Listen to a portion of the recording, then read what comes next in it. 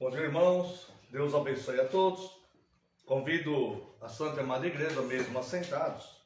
Louvemos a Deus com o hino 245.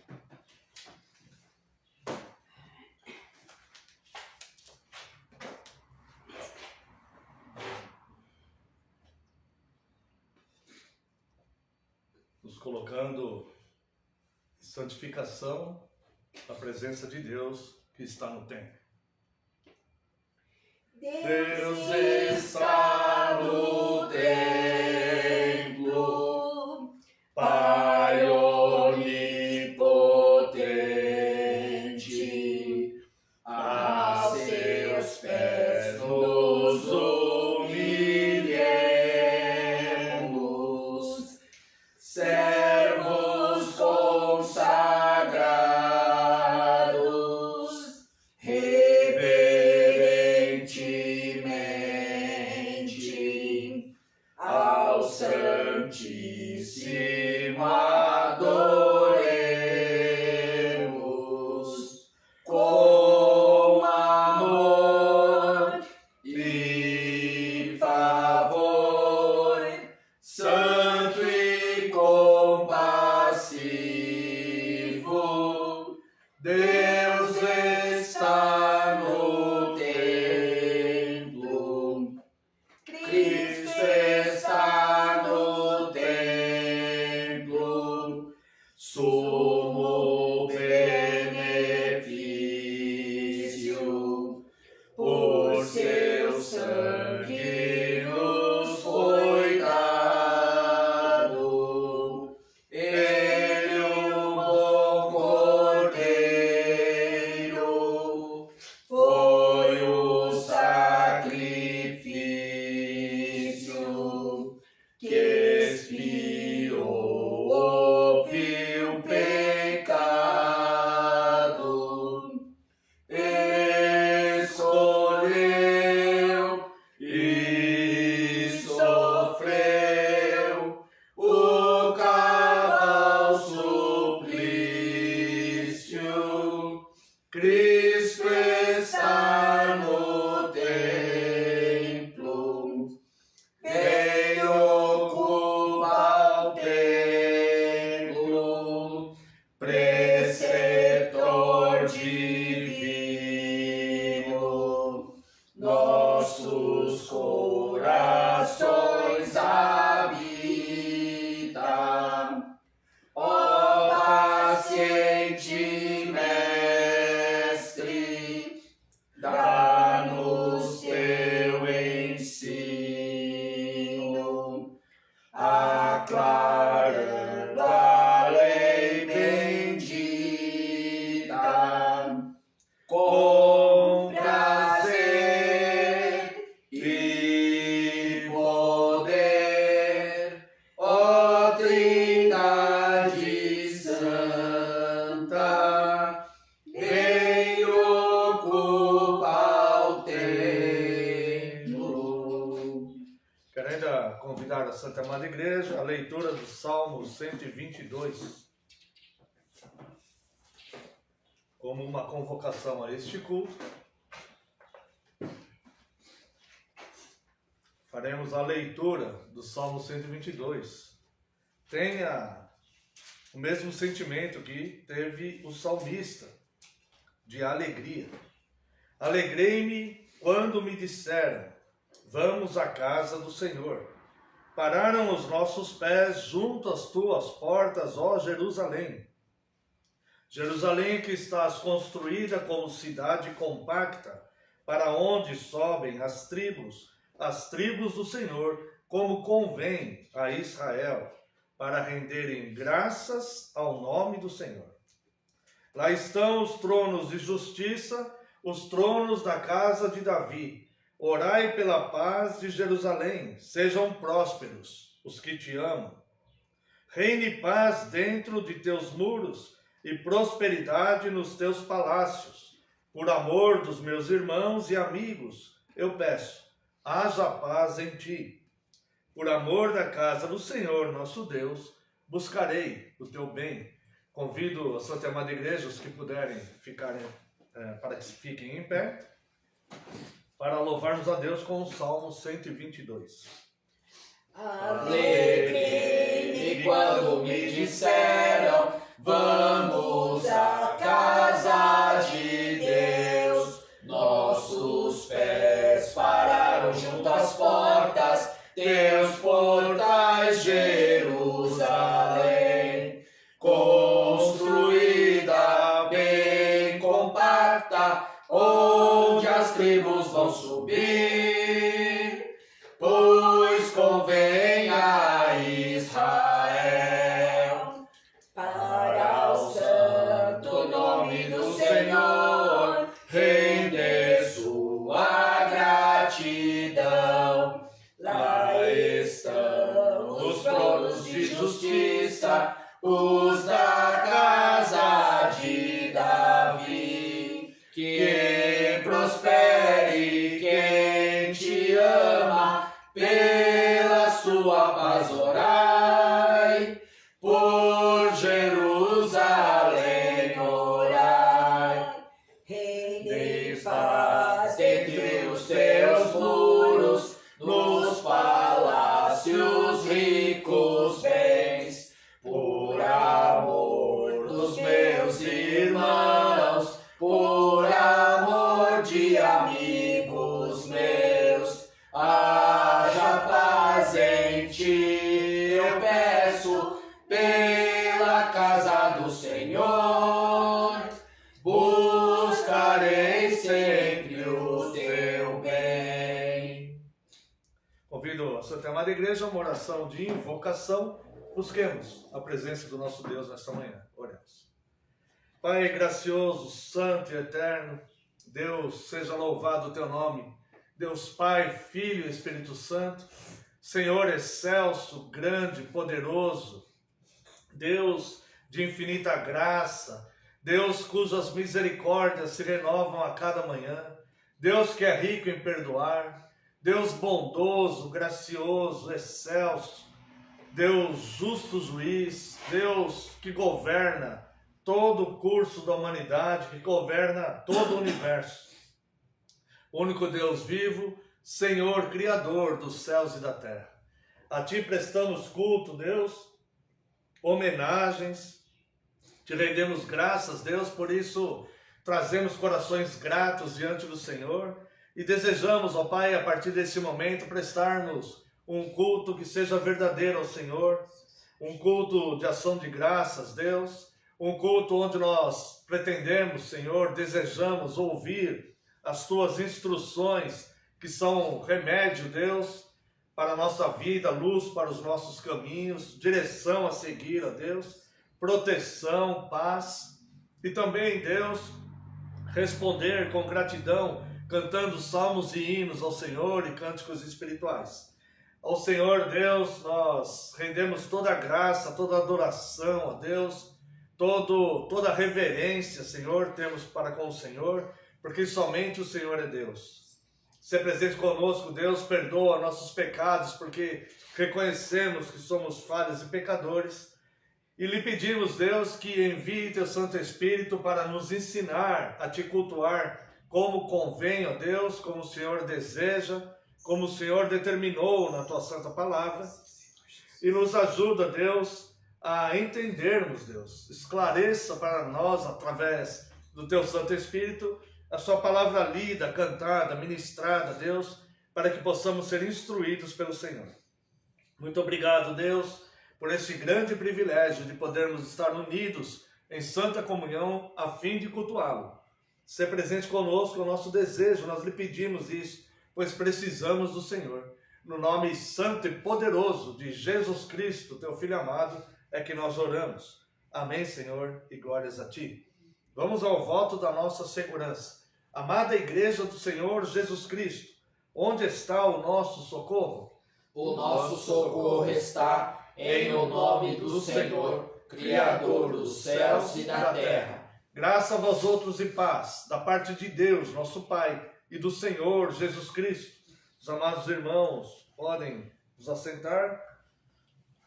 Os convido à leitura da Santa Lei de Deus. Veremos, entretanto, dessa vez no livro do Deuteronômio, capítulo 5.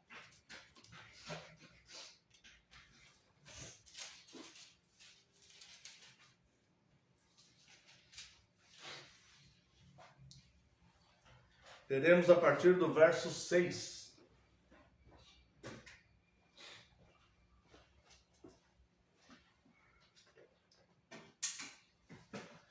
Deuteronômio, capítulo 5, a partir do verso 6. Diz assim o Senhor nosso Deus: Eu sou o Senhor teu Deus, que te tirei da terra do Egito, da casa da servidão. Não terás outros deuses diante de mim. Não farás para ti imagem de escultura, nem semelhança alguma do que há em cima no céu, nem embaixo na terra, nem nas águas debaixo da terra. Não as adorarás, nem lhes darás culto, porque eu, o Senhor teu Deus, sou zeloso, que visita a iniquidade dos pais nos filhos, até a terceira e quarta geração daqueles que me aborrecem. E faço misericórdia até 1000 gerações daqueles que me amam e guardam os meus mandamentos. Não tomarás o nome do Senhor teu Deus em vão, porque o Senhor não terá por inocente o que tomar o seu nome em vão. Guarda o dia de sábado para o santificar, como te ordenou o Senhor teu Deus. 6 dias trabalharás e farás toda a tua obra. Mas o 7º dia é o sábado do Senhor teu Deus. Não farás nenhum trabalho, nem tu, nem o teu filho, nem a tua filha, nem o teu servo, nem a tua serva, nem o teu boi, nem o teu jumento, nem animal algum teu, nem o estrangeiro das tuas portas para dentro. Porque o teu servo e a tua serva descansem como tu. Porque te lembrarás que foste servo na terra do Egito e que o Senhor teu Deus te tirou dali com mão poderosa e braço estendido, pelo que o Senhor teu Deus te ordenou que guardasses o dia de sábado. Honra a teu pai e a tua mãe, como o Senhor teu Deus te ordenou, para que se prolonguem os teus dias e para que te vá bem na terra que o Senhor teu Deus te dá. Não matarás, não adulterarás, não furtarás, não dirás falso testemunho contra o teu próximo, não cobiçarás a mulher do teu próximo, não desejarás a casa do teu próximo, nem o seu campo, nem o seu servo, nem a sua serva, nem o seu boi, nem o seu jumento, nem coisa alguma do teu próximo. Aí está a santa lei de Deus. É um fato que nós devemos observá-la, mas nós não conseguimos observar perfeitamente a lei de Deus, cumprir perfeitamente a lei de Deus. Então nós temos necessidade da justificação em Cristo. Então nesse momento é um momento de oração, de confissão de pecados. Faremos uma oração silenciosa de confissão de pecados. Se porventura houver algum pecado não confessado, neste momento será oportuno. Convido, portanto, a Santa e Amada Igreja a uma oração silenciosa de confissão. Logo em seguida estarei orando em voz audível. Oremos.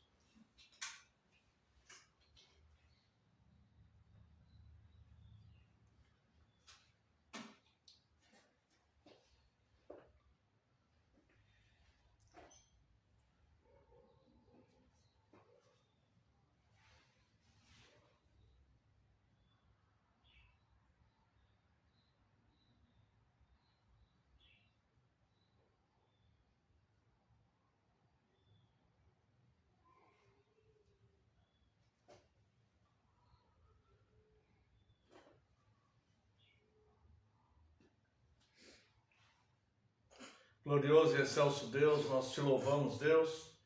E agora, Pai, no momento de contrição, ó Deus, onde estamos diante dos nossos próprios erros, das nossas próprias falhas, Deus, sabendo, Deus, que somos falhos e pecadores, e lhe pedimos perdão por isso, Senhor. Nós queremos ser instruídos pelo Senhor, fortalecidos pelo Senhor, ó Deus, para que tenhamos uma vida mais santa e que possamos nos desviar, ó Deus, daquilo que é mal. E lhe pedimos, Deus, sinceras desculpas pelas nossas falhas e pecados, Pai, pois pecamos muitas vezes em pensamentos ou em palavras, ou em ações, ou em negligências e omissões, e lhe pedimos perdão por isso, Deus. Foi lida a tua santa lei, e nós vemos, Deus, o quanto somos imperfeitos. Por isso, Pai, nós pedimos que o Senhor nos perdoe e nos ajude, Deus, a vivermos com mais santificação. Pedimos perdão pelas nossas falhas e pecados, e pedimos ao Senhor, ó Deus, que possamos ser hoje pessoas melhores do que nós fomos ontem. E durante essa semana, que possamos ser pessoas melhores do que fomos a semana passada. Muito obrigado pela tua graça e amor. No nome santo e poderoso de Jesus Cristo é que oramos. Amém, Senhor. E glórias a ti. Convido a Santa Amada Igreja para louvarmos a Deus com o hino 438. 438.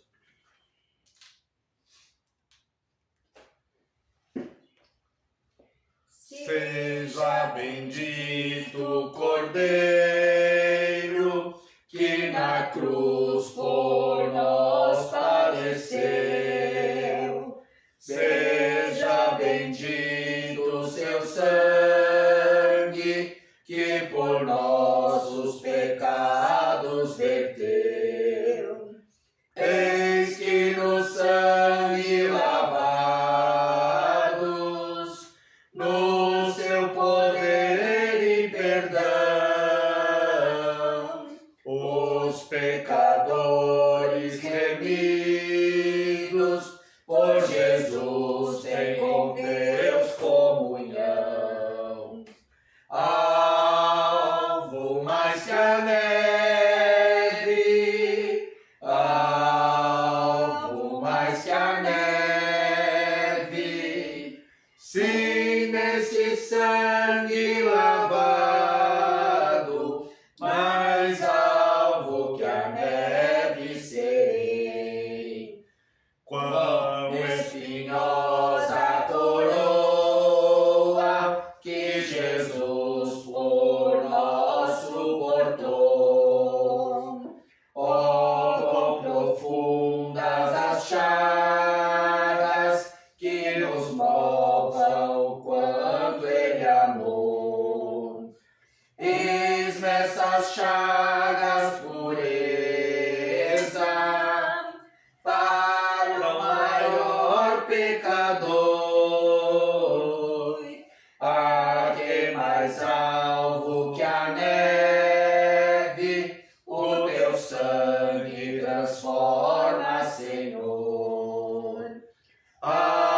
Alvo mais que a neve, alvo mais que a neve, se nesse sangue lavado, mais alvo que a neve serei. Se nós a ti confessarmos e seguirmos na tua luz, tu não somente perdoas, purificas também, ó Jesus. Lavas de todo pecado, que maravilha de amor, pois que mais alvos que a neve, o teu sangue nos torna, Senhor. Alvo mais que a neve, alvo mais que a neve, se nesse sangue lavado, mais alvo que a neve serei. Chegamos no dia do Senhor 40, do Catecismo de Heidelberg, e eu convido a Santa Amada Igreja para analisarmos de forma breve, meditarmos, relembrarmos, né? Como é o nosso hábito, relembrar os preceitos elementares das doutrinas cristãs, relembrarmos o dia do Senhor 40, onde estaremos analisando aqui a pergunta 105. Lembrando que nós estamos analisando nessa parte do catecismo os 10 mandamentos da Santa Lei de Deus. E o que exige este mandamento, tá? O que exige este mandamento, pois é uma forma de gratidão a Deus, nós relembrarmos a Santa Lei de Deus e observarmos os santos mandamentos da Lei de Deus, tá? Então hoje, no dia do Senhor 40, nós estaremos meditando nas perguntas 105, 106, 107, sobre o 6º mandamento da Santa Lei de Deus, não matarás. Lembrando ainda que nós vemos aqui a palavra exigência, né? O que Deus exige nesse mandamento, né? Então, veja que essas coisas, elas são exigências de Deus. E nós, muitas vezes, não conseguimos cumprir totalmente, né, a lei de Deus.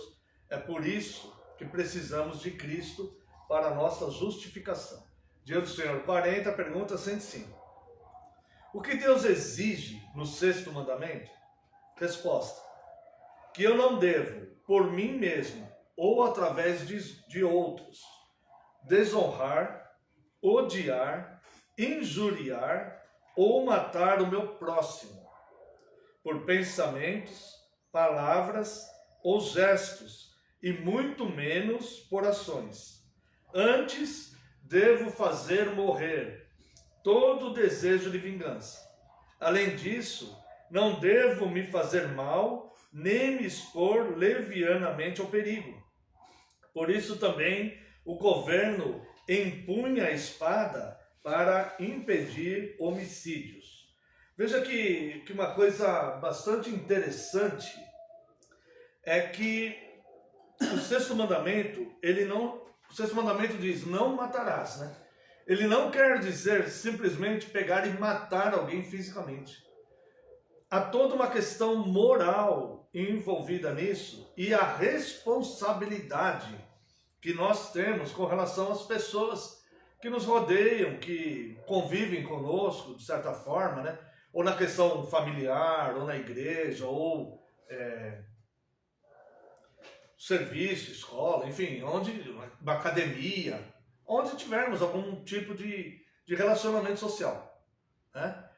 A responsabilidade nossa é tentar evitar que essa pessoa desanime. Nós não podemos, por exemplo, impedir que a pessoa siga em frente com um projeto, jogando um balde. Nós podemos aconselhar. Se for um projeto onde visivelmente nós temos certeza que essa pessoa será prejudicada e tudo, nós podemos aconselhar, mas nós não podemos ficar impedindo pessoas. Irmãos, tem pais e mães que criam seus filhos e ofendem demais os seus filhos. Chamam de burro, ou de incompetente, incapazes, né? Ou outros adjetivos que podem destruir essa criança no futuro, tá? Então, há que se ter um cuidado com relação ao outro. Olha o que diz aqui, ó. O que Deus exige no 6º mandamento. Que eu não devo por mim mesmo, ou através de outros, desonrar, odiar, injuriar ou matar. Veja, desonrar. Tá? Não podemos tirar a honra de uma criança, mesmo que seja pequenininho, está no nosso... Não, ele tem que ser ensinado a ter honra, a ter dignidade, ele tem que ser incentivado a desenvolver os seus projetos, a entender que ele tem um poder de agregador, uma capacidade, alguma vocação ele vai ter, mesmo que ele ainda não tenha percebido qual seja, por alguma coisa ele vai ser bom. Tá? Então, nós devemos tomar cuidado com isso. Tá? A questão, ela não é só física, mas moral, né? Nós não devemos, eu não devo por mim mesmo, através de outros, desonrar, odiar, injuriar ou matar o meu próximo por pensamentos, ou palavras, ou gestos, e muito menos por ações. Antes devo fazer morrer todo desejo de vingança. A vingança pertence a Deus, né? Então nós sabemos que o vingador de todas as coisas, quem fará a justiça é Deus e não nós. Tem uma passagem bíblica, inclusive... Romanos 12:19. Romanos 12:19. Isso, exatamente. E tem uma passagem bíblica, inclusive, que diz que se nós nos alegrarmos quando Deus estiver fazendo justiça contra aquele que nos ofendeu, Deus pode retirar a mão de cima dele. Olha só que coisa. Então, a vingança tem que pertencer a Deus. Ela não pode ter nenhum tipo de malignidade, porque a vingança de Deus, ela é justa, santa e perfeita. Ela não tem maldade. Ela só é justiça.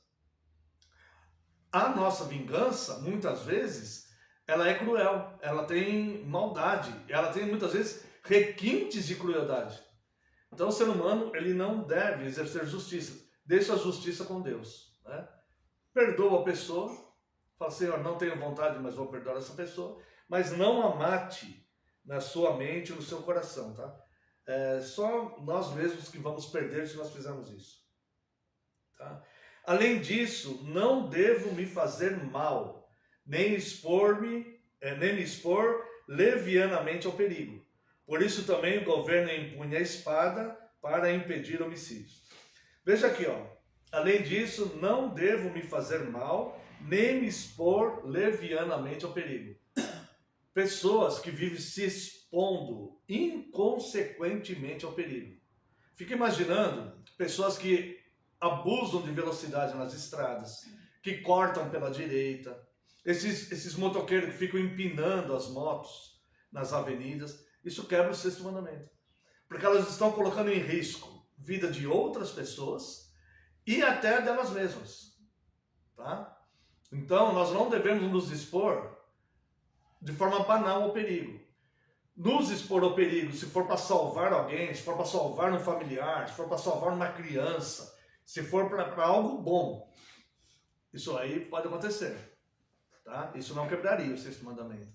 Mas involuntariamente, tá? Pegar um carro e sair em extrema velocidade, ou ingerir álcool e sair dirigindo, isso quebra o sexto mandamento. Isso não é uma coisa que deve ser feita, tá? Ou pessoa que não está habilitada a dirigir, tá? Além disso, falamos muito de trânsito, mas outras situações cotidianas também, as pessoas se expõem muito ao perigo, né? Essas coisas devem ser evitadas, tá?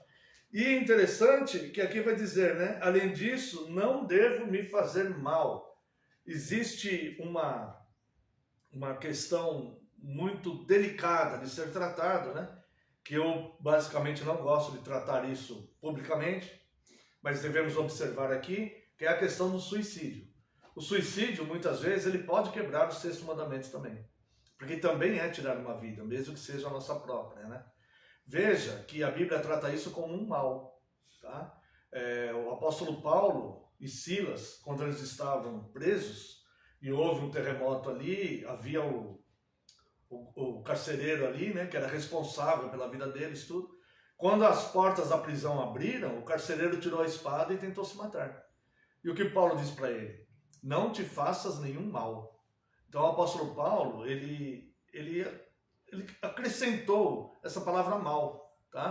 Não propriamente um mal moral, mas um mal de adversidade, né? Ele fala, não te faças nenhum mal. Então a Bíblia vê isso como algo que não é bom, tá? Não estamos, e nem devemos, julgar todo suicida, né? Não estamos dizendo que os suicidas vão se perder. Nós não sabemos isso. Isso aí pertence a Deus, tá? O porquê cada pessoa chegou a esse ponto são situações muito delicadas que devem ser tratadas com responsabilidade, tá? Mas o que nós devemos entender é que nós devemos evitar de fazer o mal ao próximo e a nós mesmos, tá? Tentar evitar isso. Se a nossa vida está difícil, se estamos sofrendo fortemente uma dor, alguma coisa, confiemos em Deus, tá? Porque sempre após uma noite fria, um amanhecer pode trazer o sol. Tá? Às vezes demora para o sol brilhar, mas ele vai voltar a brilhar. Ele vai voltar. Então não podemos perder nunca a esperança, tá? E nunca fazermos um atentado desse contra a nossa própria vida. Então o sexto mandamento, ele também pode se referir, né, ao nosso próprio bem-estar. Pergunta 107, aliás, pergunta 106. Mas esse mandamento fala somente de matar? Resposta. Ao proibir o homicídio, Deus nos ensina que também detesta a raiz desse pecado, a saber, a inveja, o ódio, a ira e o desejo de vingança, tá? E que ele considera tudo isso como homicídio. Nós não temos tempo, né? Mas temos aqui várias referências, né? A principal é João, lá em 1 João 2, onde ele vai falar que quem odeia é homicida. Então veja que o que Deus nos ensina nesse mandamento é a raiz que vai gerar aquele ato final, o ato consumado, né, de tirar a vida de alguém. Então, essa raiz, ou ela vai nascer de uma inveja, como foi o caso de Caim com Abel. O que motivou Caim a matar Abel, o primeiro homicídio, foi a inveja, porque Deus aceitou a oferta de Abel e não aceitou a oferta dele, do Caim. E aí o que ele fez? Ele se alimentou de inveja, Deus intercedeu, falando, olha, o pecado jaz à porta, cumpre a ti dominá-lo, se você fizer o certo, é claro que serás aceito também. Tá? Então qual que é a situação? É inverter a atitude. Ele viu que o dele não foi aceito, do outro foi, peraí, onde que eu errei, o que eu fiz errado, vou tentar melhorar. É isso que ele devia fazer. Tá? Mas ele deixou a inveja dominá-lo, mesmo após a intervenção divina, né? E ele foi e matou o seu irmão Abel. Tá? Também a questão do ódio e ira. Existe uma diferença aqui. A ira, ela pode muitas vezes, e normalmente é, algo impossível. A ira é impossível. O ódio é algo sacramentado, alimentado, definido, pensado, aceito, certo? E se transformou no ódio.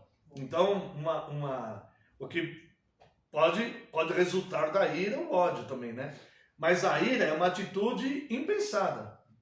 Alguém ofendeu, o outro já revidou imediatamente. Uma fechada de trânsito, o outro imediatamente já tomou uma decisão. Ou se irou e falou algo no momento de ira. Já é algo mais impossível. O ódio é algo que é trabalhado no ser humano, ele é aceito pelo ser humano. O ódio. Né? Então é por isso que nós devemos evitar esse tipo de sentimento. A palavra de Deus diz lá, em Romanos, não me envergonhe do Evangelho, porque ele é o poder de Deus para a salvação de todo aquele que crê. Que poder é esse? É o poder que nós temos no Evangelho de não alimentar os maus sentimentos em nós. Esses sentimentos nos levam direto a cometer maus desígnios. Tá? Então a ira, né? O ódio e o desejo de vingança. Tá? Tudo isso Deus considera como homicídio. Pergunta 107. Então basta que não matemos o nosso próximo dessa maneira? Resposta, não. Quando Deus condena a inveja, o ódio, a ira e o desejo de vingança, ele nos ordena amar o nosso próximo como a nós mesmos. Demonstrar paciência, paz, mansidão, misericórdia e amizade para com ele. Protegê-lo do mal o tanto quanto pudermos e fazer o bem até mesmo os nossos inimigos. Este amar aqui, amar inimigos, por exemplo, tá? Ele está mais relacionado à misericórdia. A misericórdia é um tipo de amor. Tá? Porque é evidente que nós não vamos amar o nosso inimigo como nós amamos a esposa, o marido, um filho. O filho muito menos, né? É evidente que não. Tá? Mas é no sentido de amar no oposto a odiar e desejar o mal dele. Tá? Então, isso vai envolver misericórdia. Se eu puder protegê-lo de algo, vou proteger. Se ele tiver fome, vou dar alimento para ele. Esse tipo de coisa, tá? E só completando, né, esse pensamento sobre o sexto mandamento, Obviamente, o sexto mandamento ele vai proibir essas questões morais que nós estamos tratando aqui, né? Questão do ódio, da ira, injuriar as pessoas, sentimento de vingança, né? Com relação às pessoas, essas coisas assim, tá? Não alimentar mágoas e tal, tá? Mas o mandamento ele vai tratar da questão do homicídio. Então, defesa pessoal não quebra o sexto mandamento. Tá? Essas coisas têm que ser sinceras, porque o juiz é Deus, né? Às vezes a gente simular algo porque a Deus nós não vamos enganar. Então, defesa pessoal não quebra o sexto mandamento. Defesa de um inocente. Vulnerável. Hã? Vulnerável. De um vulnerável e tal. Ou defesa da nossa família. Defesa da nossa esposa, defesa dos nossos filhos, dos nossos netos. Né? Não quebra o sexto mandamento. Tá? Morte em batalha, em guerras, não quebra o sexto mandamento. Ação policial não quebra o sexto mandamento, a não ser que seja um crime que o policial aproveitou do estado de ser policial. Não agiu com justiça. Não agiu com justiça, foi lá e aproveitou a situação para matar alguém, né? Cometer um homicídio, tá? Mas se ele foi proteger a sociedade, tinha uma refém ali que o criminoso pegou para proteger aquela vida, alguma coisa assim. Mesmo. Ou a si mesmo, né? O criminoso ia atirar nele, autodefesa e tudo. Ação policial também não quebra o sexto mandamento, tá? Então, o que quebra o sexto... E também não, que hoje em dia estão se comentando muito, matar animais, tá?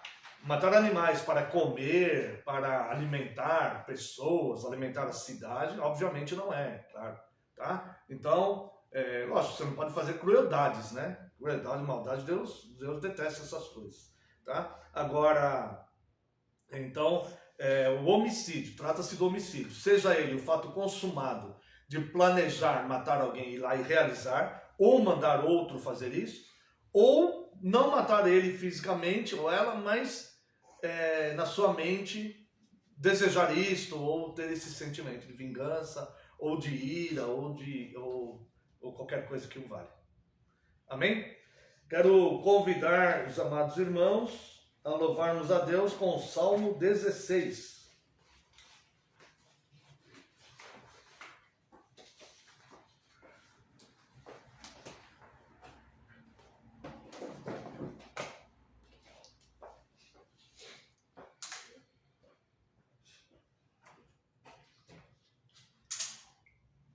Guarda-me, ó Deus, pois em ti eu me abrigo. Minha alma diz que tu és meu Senhor. Além de ti, outro bem eu não tenho.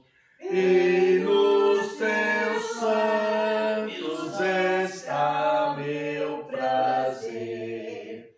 Há muitas punições, penalidades mil, pra quem por deuses trocar o Senhor.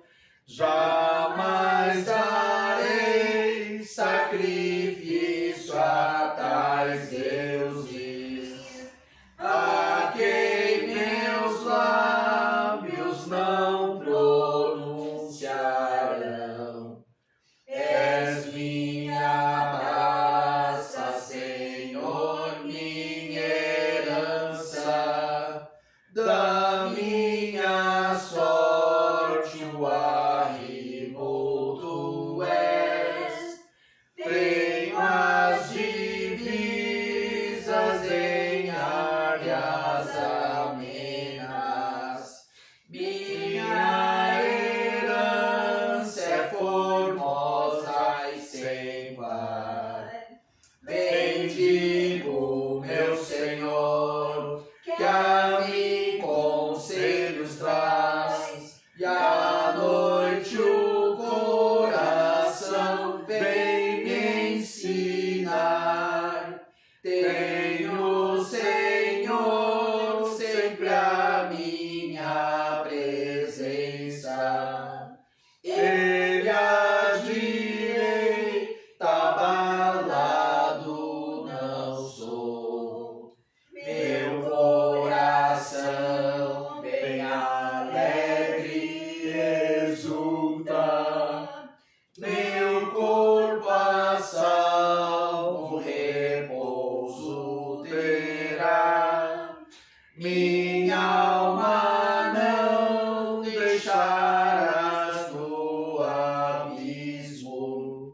nem o teu santo provar corrupção.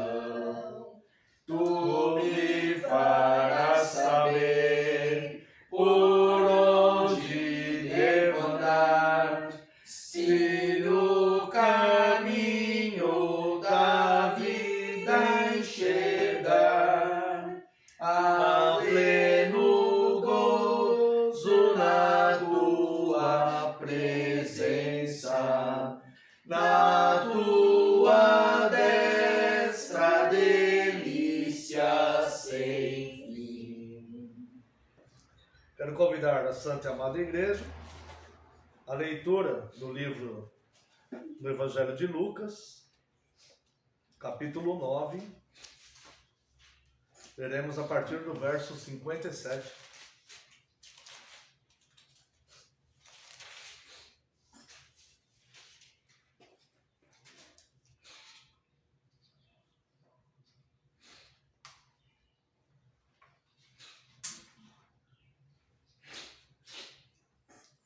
Lucas capítulo 9, a partir do verso 57. Indo eles caminho fora, alguém lhe disse: seguir-te-ei para onde quer que fores. Mas Jesus lhe respondeu: as raposas têm seus covis e as aves do céu ninhos, mas o Filho do Homem não tem onde reclinar a cabeça. A outro disse Jesus: segue-me. Ele, porém, respondeu: permite-me ir primeiro sepultar meu pai. Mas Jesus insistiu: deixa os mortos os sepultar seus próprios mortos. Tu, porém, vai e prega o reino de Deus. Outro lhe disse: seguir-te-ei, Senhor, mas deixa-me primeiro despedir-me dos de casa. Mas Jesus lhe replicou: ninguém que tenha posto a mão no arado, olha para trás, é apto para o reino de Deus. Até aqui, vamos a uma breve oração. Pai santo, excelso, magnífico, grande, santo, poderoso, todo-poderoso. Nós estamos, Deus, nesse momento de culto, diante da Tua Santa Palavra, e nós desejamos e precisamos, Deus, da Tua instrução. Por isso, Pai, eu lhe rogo que me perdoe, mais uma vez te peço, minhas falhas e pecados, e envie Teu Santo Espírito, Deus, para que tudo que for falado aqui seja ministrado pelo Teu Santo Espírito. Que nada saia dos meus lábios que não provenha do Senhor, ó Deus, o Teu Santo Espírito, com a sua expressa autorização. E também, Deus, que o Seu Santo Espírito nos ilumine para entendermos a Sua palavra já revelada. Que nesse momento, Senhor, eu desapareça, eu diminua, desapareça, e só prevaleça a Tua palavra, porque a Tua palavra é a verdade. Em nome de Jesus Cristo é que oramos. Amém, Senhor.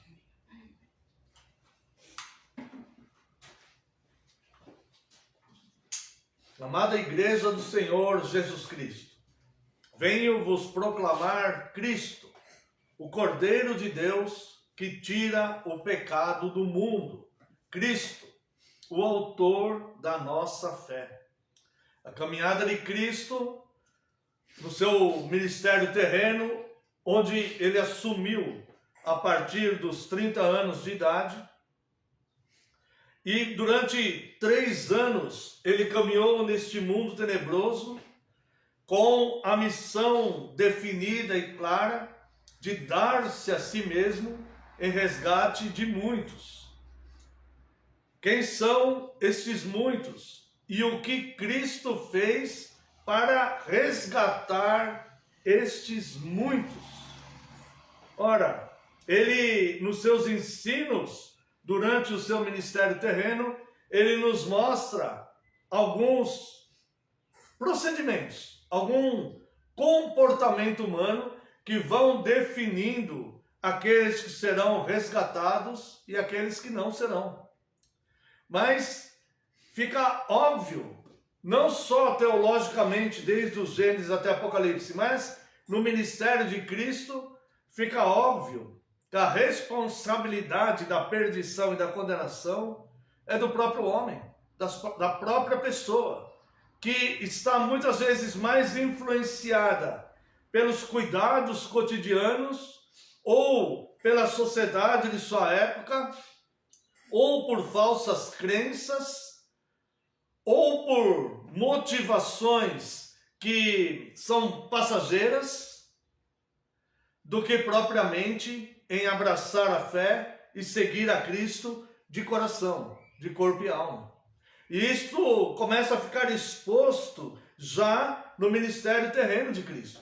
Acontece depois também com os apóstolos, né? O apóstolo Paulo, ele menciona aqueles que foram seus colaboradores, ele agradece aquelas pessoas, principalmente no capítulo 16 da carta aos Romanos. O apóstolo Paulo ele faz diversos agradecimentos a pessoas que contribuíram com o seu ministério, inclusive muitas mulheres ali ele menciona, pessoas que foram seus colaboradores, tá?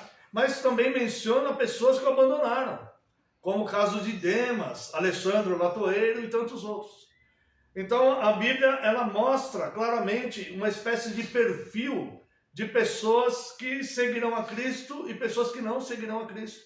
Obviamente, quem possui o perfil de pessoa que não seguirá a Cristo, deverá passar por uma transformação para que possa alcançar essa caminhada. Veja, indo eles caminho fora, alguém lhe disse: seguir-te-ei para onde quer que fores. Note que isso daqui é um voto. A palavra de Deus fala: cuidado ao votares algo para com Deus, tá? Jesus, ele conhece a intenção do coração e ele responde para aquela pessoa. Mas Jesus lhe respondeu: as raposas têm seus covis e as aves dos céus ninhos, mas o Filho do Homem não tem onde reclinar a cabeça. O que nós vemos aqui? Jesus entendeu que aquela pessoa, ela fez um voto precipitado. Porque essa não foi uma resposta daquele que diz: eu sei que você vai me seguir, vem. Ele já deu uma orientação aqui que haveria sofrimento nesse caminho. Não seria um caminho simples de ser seguido para alguém que não tivesse um coração profundamente fundamentado no próprio Cristo. E talvez, não sabemos se essa pessoa seguiu ou não, aparentemente não, mas não sabemos se essa pessoa esperava lucrar algo em seguir a Cristo.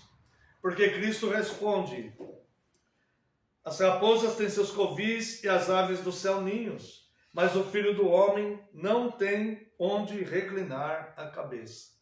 Eu fico imaginando, irmãos, na multidão de pessoas que abandonaram a Santa Comunhão. E eu penso nisso com tristeza e compaixão, porque eu sei que o coração das pessoas se endurece quando elas deixam de seguir a luz de Cristo. O coração da pessoa começa a endurecer e começa a ficar restrito a vários tipos de pensamento, mas não quer aceitar a verdade.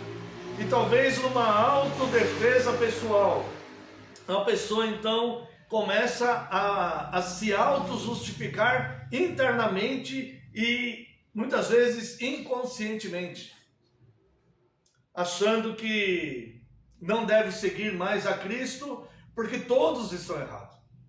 Porque a igreja está errada, porque os irmãos na fé estão errados, porque aquilo não é verdadeiro ou qualquer outra coisa. Mas um dia, talvez, essa pessoa tenha feito um voto de seguir a Cristo. Então veja que Jesus, ele põe à prova pessoas que queriam segui-lo. Tente imaginar isso. Alguém dizer: seguir-te-ei para onde quer que fores. E ele adverte a dificuldade do caminho. As raposas têm seus covis, as aves do céu ninhos, mas o Filho do Homem não tem onde reclinar a cabeça. Assim mesmo, você quer seguir? Assim mesmo, se ele não te oferecer os reinos deste mundo, se ele não te oferecer as riquezas deste mundo, se ele não te oferecer uma vida de bem-estar e de prazeres, se ele não te oferecer o luxo e o contentamento das festas e a gordura dos bois, dos banquetes, ainda assim você quer servir a Cristo? Ainda assim, se o caminhar for um caminhar humilde, se a igreja for uma igreja humilde, se as dificuldades da vida terão que ser trilhadas, ainda assim nós vamos querer seguir a Cristo? É isso que ele faz, ele põe à prova. Note que o texto vai seguindo. E a outros Jesus disse, segue-me. Aqui é uma diferença, né? Com aquele primeiro que fez um voto. Para esse outro ele diz, segue-me. Aquele homem respondeu, permite-me ir primeiro sepultar meu pai. Eu lembro que uma outra vez também eu fiz um sermão com esse texto. E eu lembro que nós exploramos um pouco mais essa questão. Porque parece piedade isso aqui. Isso aqui parece algo normal. Parece algo aceitável. Quando nós dizemos assim, não, deixa eu sepultar meu pai primeiro. Meu pai faleceu, deixa eu sepultar meu pai. O que acontece aqui é que isso muitas vezes só parece. Não sei se os irmãos estão me entendendo. Quando as coisas apenas têm uma aparência, eu posso conseguir resultados positivos quando eu passo essa aparência para pessoas. Mas esta pessoa aqui estava diante de Cristo, que vê o interior do coração. Ou seja, Deus não olha a aparência, mas Ele olha o coração. Então, quando a pessoa diz, deixa-me ir sepultar primeiro meu pai, eu creio que se essa pessoa estiver totalmente contrita de fato e com desejo de seguir a Cristo, é um motivo óbvio em que Cristo fala, não, sepulte ele e depois siga-me. Mas aqui, Jesus demonstra entender o porquê que essa pessoa falou isso. Porque ele vai longe, dentro do coração dessa pessoa. Ele fala, você está tão morto quanto seu pai. Lembre que o apóstolo Paulo, lá no capítulo 2 de Efésios, diz que ele nos deu vida, ele nos vivificou, estando nós mortos em delitos e pecados. A expressão é morto. É necessário passar pela primeira ressurreição para alcançar a vida eterna. A primeira ressurreição não é uma ressurreição de morte física, em que a pessoa ressurge. Mas é a ressurreição das pessoas que estão mortas nos seus próprios delitos e pecados. É necessário essa pessoa ressurgir para Deus, porque Ele é o Cordeiro de Deus que veio tirar o pecado do mundo. Ele que veio buscar e salvar o perdido. Ele que veio reatar a aliança que o homem quebrou em Adão. Ele é a ferramenta que Deus usa, é a mão de Deus para pegar a cada um, restituir a imagem de Deus naquela pessoa que foi quebrada na queda do pecado. Então note que quando esse homem ou essa mulher, essa pessoa, outro, né, que parece ser um homem, tá no masculino aqui, a outro disse Jesus, segue-me. Jesus fez a oferta, Jesus fez o convite, Jesus fez o chamado. O chamado é universal. Todos quantos estiverem ouvindo ou ouviram algum dia alguma ministração bíblica, Jesus chamando, segue-me, essa pessoa foi chamada por Deus. Chamado universal. O que diferencia é o que a pessoa vai responder para Cristo.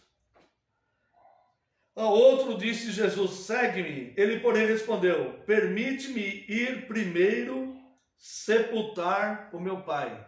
E Jesus fala assim, olha, eu quero separar vivos espiritualmente de mortos espiritualmente. Para seguir-me, você tem que estar vivo espiritualmente. Eu quero te vivificar espiritualmente. Olha só, Jesus disse, segue-me. Ele, porém, respondeu, permite-me ir primeiro sepultar meu pai. Mas Jesus insistiu, deixa os mortos a sepultar os seus próprios mortos. Você vai ser vivificado aqui. Você vai pregar o reino de Deus. Olha só, mas Jesus insistiu, deixa os mortos os sepultar os seus próprios mortos. Tu, porém, vai e prega o reino de Deus, que é seguir a Cristo. Note que aquele que veio buscar e salvar o perdido, ele tem um poder eficaz do discernimento e saber quem ele vai vivificar e quem ele não vai. Deixa os mortos sepultar os seus mortos. Você vai e prega o reino de Deus, pois eu te dou vida. Olha só, outro lhe disse, seguir-te-ei, Senhor, mas deixa-me primeiro despedir-me dos de casa. Aqui Jesus demonstra que o ministério, o evangelho, as coisas de Deus, ela tem urgência. Não é algo que pode ser tratado com procrastinação. Procrastinar é deixar para depois. Não é algo que se trata dessa forma. Ele diz, eu vou te seguir. E ainda chama de Senhor. Seguir-te-ei, Senhor. Mas deixa-me primeiro despedir-me dos de casa. Aí quando Jesus responde para ele, Jesus replicou. Note a resposta de Jesus. Parece que é uma resposta para quem já estava seguindo. Note isso. Ninguém que tendo posto a mão no arado. Parece uma resposta de alguém que já está seguindo, em algum momento parou de seguir e olhou para a vida passada, não parece? Para a vida que ele tinha até antes. No entanto, a afirmação que esta pessoa faz para ele, esse homem faz para ele, é assim, seguir-te-ei, Senhor. Tipo, daqui para frente. Mas deixa-me primeiro despedir-me dos de casa. Mas Jesus lhe replicou, ninguém que tendo posto a mão no arado, olha para trás, é apto para o reino de Deus. É agora ou nunca. Não tem passado, presente e futuro. Abraçar a fé em Cristo é para agora, é para o tempo oportuno, é para o momento agora. Ou seja, se já está tendo contato com Cristo, por que ainda não está seguindo? É bem isso. Ah, mas eu estou tendo contato. É como se fosse um flerte, como se fosse um simpatizante, como se fosse alguém que está pega ou larga. É por isso que muitas pessoas fazem o voto insano de dizer, seguir-te-ei para onde quer que fores, sem saber do que estão falando, como aquele primeiro. Mas e se eu não tiver onde reclinar a cabeça? Ah, não, eu pensei que o senhor ia... O senhor é filho de Deus, é o filho do dono de todas as coisas, o senhor pode me dar tantas bênçãos. Eu não sabia que seria assim. Votos precipitados. Mas para este aqui, outro lhe disse, seguir-te-ei, Senhor, mas deixa-me primeiro despedir-me dos de casa. Mas Jesus lhe replicou, ninguém que tendo posto a mão no arado, olha para trás, é apto do reino de Deus. Ou seja, é uma resposta ofensiva a Cristo, quando nós pensamos intimamente com nós mesmos. Eu vou seguir, mas primeiro eu vou fazer outras coisas. Isso é uma resposta ofensiva para Deus, para Cristo. Porque é uma resposta irreverente. É uma resposta que demonstra claramente que a pessoa não tem conhecimento de quem está chamando. Que a pessoa não dá valor ao chamado. Que a pessoa, ela despreza aquele que veio buscar e salvar o perdido.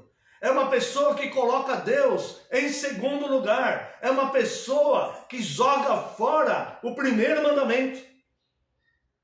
Não tem outros deuses diante de mim.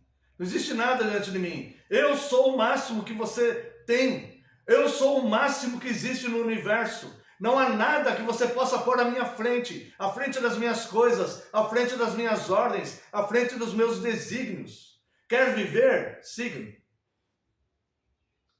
Quer que seu coração continue batendo longevamente, com qualidade de vida? Quer ter uma vida eterna? Quer viver de acordo com os padrões morais de Deus? Siga-me. Não há nada que você possa pôr entre este meu chamado e a sua decisão. Qualquer coisa que você colocar entre o chamado e a sua decisão é coisas que te afastam de Deus. É coisas que te tornam como uma pessoa que não é digna, que não é apta. Veja, ninguém que tendo posto a mão no arado, ao receber o chamado, você já está com a mão no arado. Não é interessante isso? Ninguém que tendo posto a mão no arado, olha para trás, é apto para o reino de Deus. Ou seja, Cristo veio trazer vida. E a vida é daqui para frente. Não importa o que você fez até agora. Importa o que você vai fazer daqui para frente. O chamado está sendo feito agora. Pega e segura com unhas e dentes, como uma tábua de salvação. Fala, Senhor, eu vou. Porque qualquer coisa, mesmo que seja muito importante aos olhos da sociedade, mesmo que seja muito importante aos seus olhos, mesmo que seja muito importante aos olhos de qualquer pessoa no mundo, qualquer coisa que você coloca entre o chamado e a sua decisão, já vai te afundar um pouquinho mais na distância com relação a Deus. Ninguém que tendo posto a mão no arado, olha para trás, é apto para o reino de Deus. Então, quando Jesus, no seu ministério terreno, ele vem buscar e salvar o perdido, ele vai demonstrando algumas coisas aqui. Tá? Seguir-te-ei para onde quer que fores. As aves têm ninho, as aves do céu. As raposas têm covis. Eu não tenho onde reclinar a cabeça. Esse caminho envolveu a cruz. Esse caminho envolveu sangue. Esse caminho envolveu dor. Esse caminho envolve renúncia. Abrir mão. Seguir a Deus. Abrir mão da própria vida para seguir a Cristo. Não é algo que a pessoa faz inconsequentemente ou, deixa eu testar, deixa eu tentar. Não, é seguir. É seguir. A outros Jesus disse, segue-me. Ele, porém, disse, permite-me sepultar meu pai. Jesus disse, deixa os mortos sepultar os seus próprios mortos. Alguns não serão vivificados. Não vão ser. Deixe que eles se preocupem com essas coisas. Você vai e prega o reino de Deus. Outro lhe disse, seguir-te-ei, Senhor, mas deixa primeiro eu fazer. Tem outra passagem, né? Que Jesus também convida as pessoas, vão falar, olha, eu vou, mas eu não vou poder ir, porque Jesus convida para as bodas, né? Eu não vou poder ir porque eu comprei uma junta de bois. Eu não vou poder ir porque eu vou me casar. Eu não vou poder ir, né? Então as pessoas ficam se justificando. Não vou poder ir. A outro lhe disse, seguir-te-ei, Senhor, mas deixa-me primeiro despedir-me dos de casa. Ninguém que tendo posto a mão no arado, olha para trás, é digno do reino de Deus. Bem, alguns não serão vivificados. Alguns não são aptos para seguir a Cristo. Alguns não entendem que no caminho pode ter privações, como Jesus diz aqui, o Filho do Homem não tem onde reclinar a cabeça. Vai ter momentos que vai parecer que nós não temos descanso. Vai parecer que nós não temos onde reclinar a cabeça. Vai ter madrugadas que nós vamos acordar preocupados com alguma coisa. O Evangelho não é mar de rosas. Pelo contrário. Muitas vezes, ele é uma vida dura.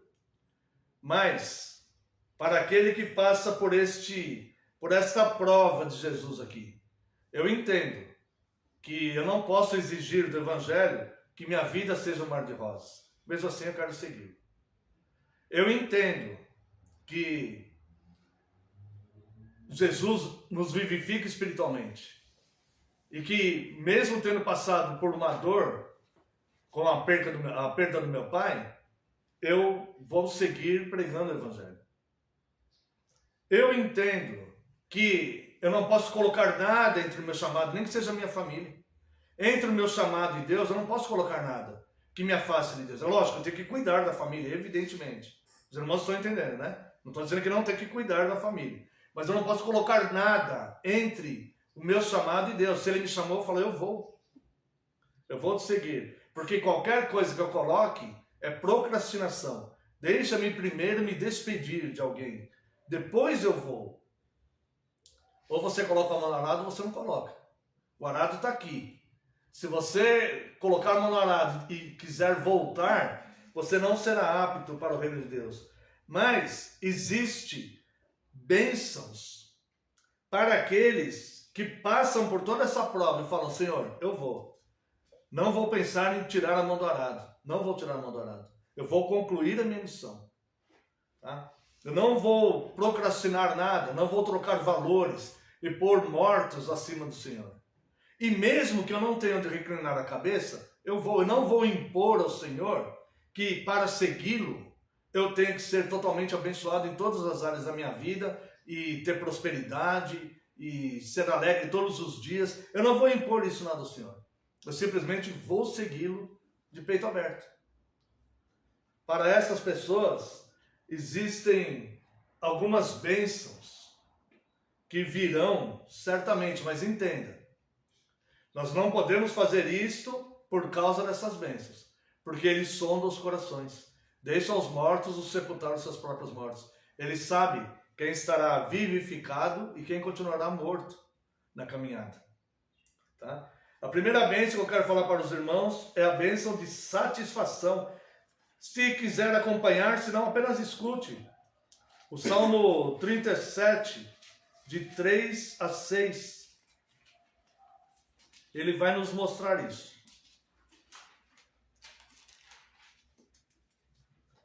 Confia no Senhor e faz o bem. Habita na terra e alimenta-te da verdade. Agrada-te do Senhor. Note isso. Agrada-te do Senhor. Você não está fazendo isso como uma troca para você ser abençoado. Mesmo ele não tendo onde reclinar a cabeça. Eu vou com ele, me agrada de estar com ele. Agrada-te do Senhor, e ele satisfará os desejos do teu coração. Note, entrega o teu caminho ao Senhor, confia nele, e o mais ele fará. Fará sobressair a tua justiça como a luz, e o teu direito como o sol ao meio-dia. Ele vai resolver a tua vida. Uma outra coisa, se você olhar no Evangelho de Marcos, no capítulo 9, no verso 23, você vai ver que não existe um limite para Deus abençoar e resolver a tua vida, ou seja, não importa o que for, pois para Deus não haverá impossíveis. 9:23, ao que lhe respondeu Jesus, se podes, tudo é possível ao que crê. Não é que nós vamos ser super-homens e vamos determinar que esse ventilador se transforme em ouro. Não é isso. Mas é que ele, se você crer nele, não haverá impossível para ele satisfazer o que você precisa. Não haverá impossível para ele satisfazer o que você quer. Tudo é possível ao que crê. Porque crê no poder dele, não na própria fé. Olha só. Haverá resposta de oração, aqui mesmo em Marcos, no capítulo 11, verso 24, e é por isso que a nossa fé vai se tornando cada vez mais forte. Por isso vos digo que tudo quanto em oração pedirdes, crede que recebeste, e será assim convosco. Para todos aqueles que passaram pela prova, não para aqueles que querem pôr Deus em prova. Mas todos aqueles que passaram pela prova, seguir-te-ei para onde quer que vais. Nós não devemos votar isso. Mas esse deve ser o nosso desejo. Mesmo que não haja onde reclinar a cabeça, vamos segui-lo. Quantas dificuldades nós já passamos? Quantas dificuldades os cristãos, historicamente, já passaram? Quantas dificuldades os irmãos na Nigéria estão passando agora? Nesse exato momento, enquanto nós estamos aqui, sentados, bem, tranquilos, né? Eu estou em pé, mas estou tranquilo. Sabemos que vamos almoçar, que Deus está nos abençoando. Quantas dificuldades eles estão passando lá? Eles não estão tendo, nesse momento, aonde reclinar a cabeça. Mas as promessas são para eles também. Tá? Para nós que, graças a Deus, estamos bem, e para eles que estão enfrentando essa adversidade, para eles também é essa a resposta. Tá? Resposta de oração. Olha só que interessante. Remoção de obstáculos. No Evangelho de Lucas, capítulo 17, verso 6. Isso é para todo aquele que crê. Respondeu-lhe o Senhor: se tiverdes fé como um grão de mostarda, direis a esta moreira: arranca-te e transplanta-te no mar, e ela vos obedecerá. Se a tua fé ela for progressiva, como um grão de mostarda. O grão de mostarda ele é pequenininho, só que ele vai crescendo, crescendo. A nossa fé ela pode ser pequenininha, mas ela deve continuar. Deve ser uma fé que vá crescendo com o tempo. Uma fé que vá crescendo com o tempo. Se nós tivermos uma fé assim, crescente, certo? Os obstáculos eles vão ser removidos, porque nós vamos crer totalmente que Deus vai remover os obstáculos. Sabe o que ele vai responder? Ele vai remover os obstáculos. Ele vai fazer isso. Por que eu afirmo? Porque a palavra dele afirma isso. Tá? Para cada um de nós. Adoção divina. Evangelho de João, capítulo 1, verso 12. Todos nós conhecemos bem, mas a todos quantos o receberam, deu-lhes o poder de serem feitos filhos de Deus, a saber, os que creem no seu nome. Vida eterna, João 3, 14 e 15.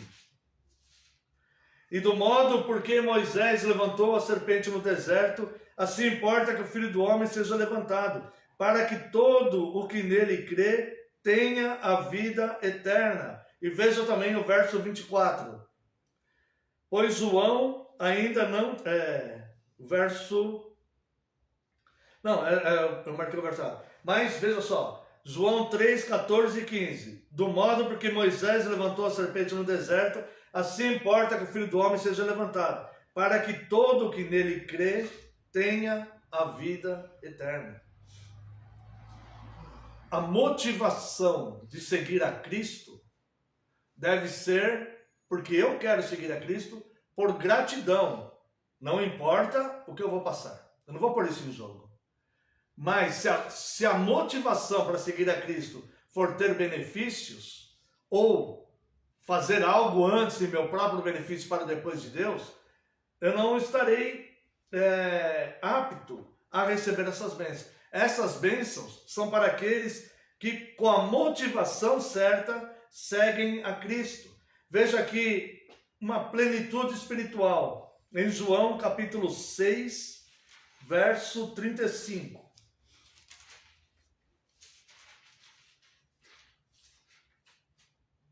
Declarou-lhes, pois, Jesus: eu sou o pão da vida. O que vem a mim jamais terá fome, e o que crê em mim jamais terá sede. Sabe o que isso aqui significa? Que mesmo estando passando a pior das privações, essa pessoa está amparada. Ela sabe onde ela está, ela sabe que ela está seguindo a Cristo. Ela está em paz, ela está sendo alimentada, ela está sendo preservada. Há vida nela, mesmo passando as piores provações externas. Ninguém pode tocar no teu espírito. Ninguém pode tocar na sua decisão interior. Ninguém pode modificar você. Se você se entrega definitivamente para Deus, você está seguro como uma rocha. Haverá luz. João 12:46.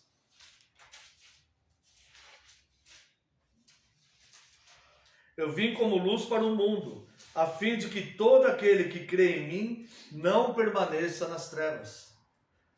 Veja também João 11:26, que vai dizer: e todo que vive e crê em mim não morrerá eternamente. Crê isto?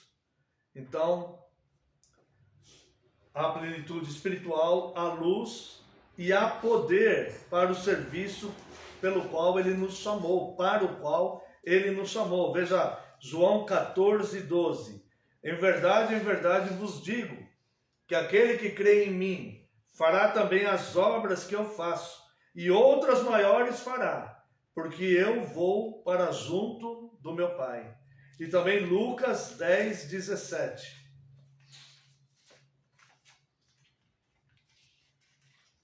Evangelho de Lucas, capítulo 10, verso 17. Então regressaram os 70 possuídos de alegria, dizendo: Senhor, os próprios demônios se nos submetem pelo teu nome. Haverá poder no serviço. Você não estará desamparado e sozinho. E por fim, haverá salvação. O texto que nós até já comentamos hoje, Romanos 1:16. Pois não me envergonho do Evangelho, porque é o poder de Deus para a salvação de todo aquele que crê, primeiro do judeu e também do grego, visto que a justiça de Deus se revela no Evangelho, de fé em fé, como está escrito. E agora a frase que mudou o mundo no século XVI: o justo viverá pela fé. O justo viverá pela sua fé. Isto é rocha e garantia de Deus. E por fim, amados irmãos, em primeira carta de Pedro, capítulo 2, verso 6. Pois isso está na Escritura. Eis que põe em Sião uma pedra angular, eleita e preciosa. E quem nela crer não será de modo algum envergonhado. Então, nós estamos firmados na pedra angular, na pedra que sustenta todas as coisas, sustenta o universo, que é Cristo. É verdade que Cristo colocou alguns à prova, com o intuito de nos ensinar que não podemos pegar o Evangelho e a missão de Cristo como uma ferramenta para nós alimentarmos nosso próprio ego e satisfazer os nossos próprios prazeres. Não podemos fazer isso. Simplesmente porque Ele é onisciente. Agora, quando nós olhamos para Ele e falamos: Senhor, eu não consigo nada, não consigo fazer nada. Eu não tenho nada a oferecer, a não ser a gratidão pelo que o Senhor fez por mim. E eu quero servi-lo de todo o meu coração. Você será acolhido, amparado, abraçado e herdará não só essas bênçãos, muito mais do que elas. Há mais de 3.000 bênçãos para aqueles que creem no Evangelho. Amém. Quero convidar a Santa e Amada Igreja para louvarmos a Deus com o hino 335.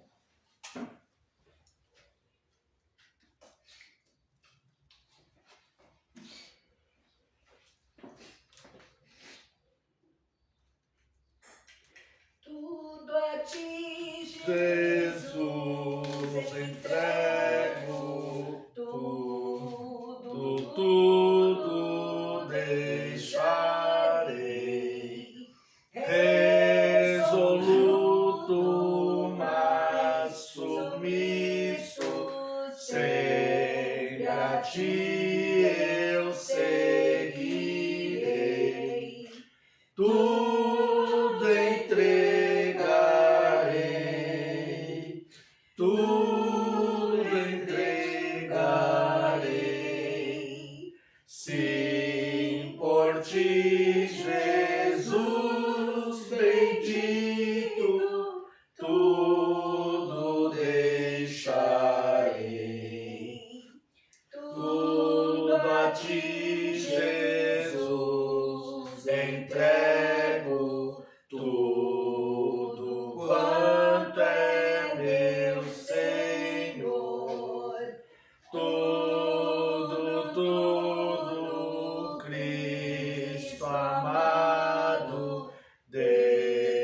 deixarei por teu amor.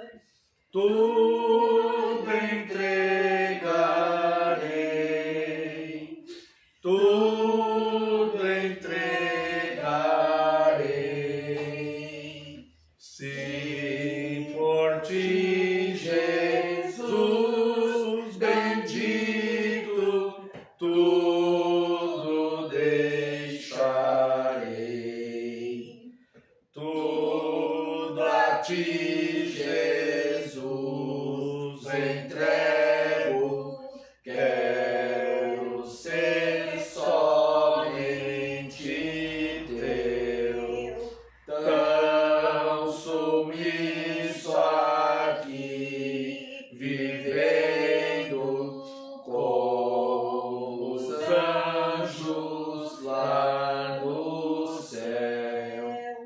Tudo entregarei, tudo entregarei. Sim, por ti, Jesus bendito, tudo deixarei. Tudo a ti, Jesus, entrego. Ó, eu sinto teu amor transformar a minha vida e meu coração, Senhor. Tudo entregarei, tudo entregarei. Sim, por ti, Jesus bendito, tudo deixarei. Tudo a ti, Jesus, entrego. Quanto gozo, meu Senhor. Paz perfeita, paz completa, glória, glória ao Salvador. Tudo entregarei, tudo entregarei. Sim, por ti, Jesus bendito, tudo deixarei. Convido os amados irmãos que se coloquem em pé.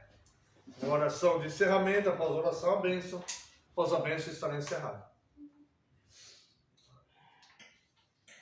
Pai eterno, santo e glorioso, nós te louvamos, Deus. Muito obrigado. Muito obrigado, Deus, por mais este culto. Muito obrigado, Deus, por mais a sua instrução desta manhã, Senhor, sobre o sexto mandamento, sobre o ministério de Cristo, Deus, que colocou alguns à prova e mostrou a Deus a urgência, Deus, de aceitarmos o chamado, ó Pai, e que nós devemos priorizar sempre o Senhor, as tuas coisas. Muito obrigado. E obrigado, Deus, porque ao fazermos isto, o Senhor não nos deixará desamparados, como o Senhor fez naquela missão dos 70, Deus, em que nada faltou para eles. Como Paulo disse, a sua graça nos basta, Senhor, e o Senhor é poderoso, Deus, para suster a tua igreja, Deus, sem depender de homens ou de circunstâncias, mas dependendo exclusivamente do Senhor. É o Senhor que nos abençoa, Deus, é o Senhor que provê a nossa vida, é o Senhor que nos protege, que nos ensina, que nos cura, Deus, e que nos conduz seguramente, Deus, para o teu santo paraíso, onde seremos eternamente felizes. Muito obrigado, Deus, pela tua graça, pelo teu chamado. Muito obrigado por Cristo. Despeça-nos em segurança, Deus, livra-nos de todo mal. Permita que tenhamos um domingo de paz na Tua presença, Deus, que possamos descansar. Ó Deus, abençoe nossa semana, que possamos vencer essa semana, Deus. Dê-nos a bênção, Deus, do trabalho, da provisão, ó Deus, dos nossos rendimentos. Abençoa que consigamos pagar todas as contas, Deus, da igreja e as nossas pessoais. E que possamos, Deus, seguir adiante confiando no Senhor. Abençoe aqueles que estão enfermos, se for da Tua vontade, os cure, Deus. Estenda a mão aos tentados, traga paz aos aflitos. Dá crescimento para a nossa igreja, se assim for da Tua vontade. Abençoe a irmã Maíne, Deus, que estará passando pela profissão de fé. Abençoe esse momento, abençoe seus pais, abençoe esta igreja local e abençoe todo o Teu povo espalhado em toda a face da terra. Também lhe pedimos que traga paz a Jerusalém. Abençoe as eleições deste ano, Deus, que possamos ter um governo justo, se for assim o Seu desejo para o nosso país. Oramos no nome santo e sagrado de Jesus Cristo, Seu Filho amado. Amém, Senhor, e glórias a Ti. Receba a bênção, irmãos. Que a graça do nosso Senhor Jesus Cristo, o amor do Deus Pai e a comunhão e as consolações do Espírito Santo sejam sobre vós, agora e para todo sempre. Amém.